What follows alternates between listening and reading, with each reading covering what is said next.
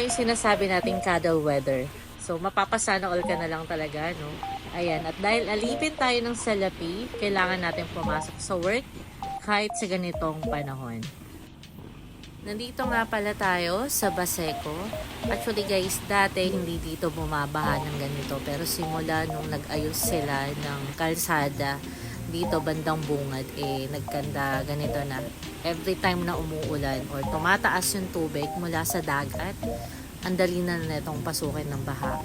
This is around 3 p.m. at dahil hindi ako makatulog sa bahay, nagdesisyon ako na pumasok na lang at matulog sa office. Pero iniisip ko pa rin talaga kung tama ba tong desisyon na to. At dito makikita natin kung paano ba nag-swimming ang motor ko. At kasalanan ko talaga yun guys. Dito sa right side ko ay merong inaayos na drainage dyan. More than a month na rin. Pero this time nakita ko is wala na yung nakaharang. So akala ko okay na. So mapapansin nyo yung mga tricycle is nandito sa left side.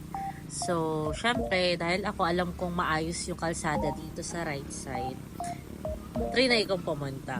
At ayun na nga, hindi ko napansin na pataas ng pataas yung tubig. Hanggang sa yun, eto na.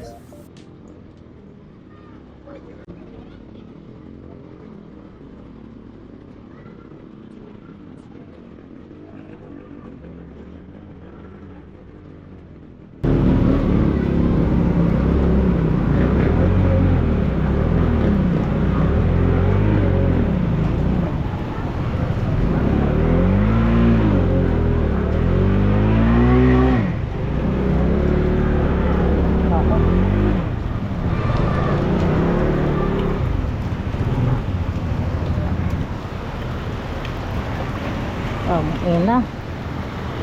Stranded pa nga.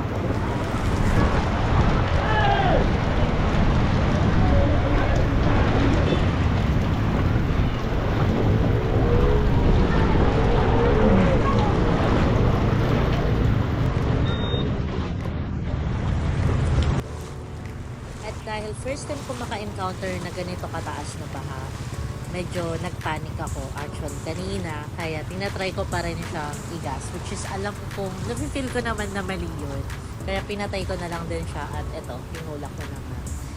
Dati nung naka-click 125 ako, hindi ko rin to na-encounter na ganito kataas yung baha dito sa amin, kaya nakakalusot naman tong EDB ko dun banda sa left side. So sana nag-stick na lang talaga ako doon.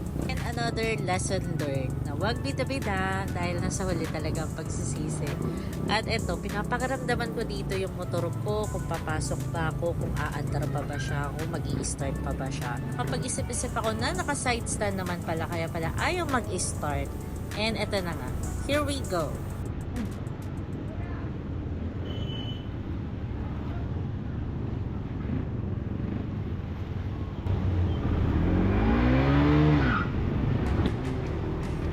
At rinig nyo naman na tunog pangamba ang tunog ng aking motor. Pero ayun, mabuti na lang at nag-start siya. Medyo kinabahan tayo doon. So, matic, change oil, gear oil, lahat ay aayusin natin sa panggilid nito. Good job pa rin at hindi tayo tumirek for today's video at hindi tayo napahiya. Ako lang talaga actually nagpahiya sa sarili ko dahil nagbida-bida tayo dun sa gilid. At kung naghahanap kayo ng matinong kapote, ito ang gamit ko dito ay Motowolf version 2. Shoutout nga pala sa tropa kong si Kim na nag-recommend nito sa akin. Ang ganda niya. Fully covered ka talaga at hindi ka talaga mababasa nito. Wow! Around 1.6 ko lang siya nabili. Original price is 1.8. At ang gamit ko na gloves naman dito ay from Rock Bros. Gustong gusto ko siya, lalo na pag tag-ulan. Kasi lightweight at sobrang makapit siya sa handle grip. At dito na natatapos ang ating short vlog. Ngayon tag-ulan ay mag-iingat kayo, kung maaari ay magstay na lang sa bahay, mag-family bonding kayo, magkape, mag-noodles, at kung magsusopas kayo ay magbigay naman kayo. Charot! Ah? Tapos meron pang tropa. Ano yun? Sige, sabi mo salamat sa panonood. Salamat sa panonood.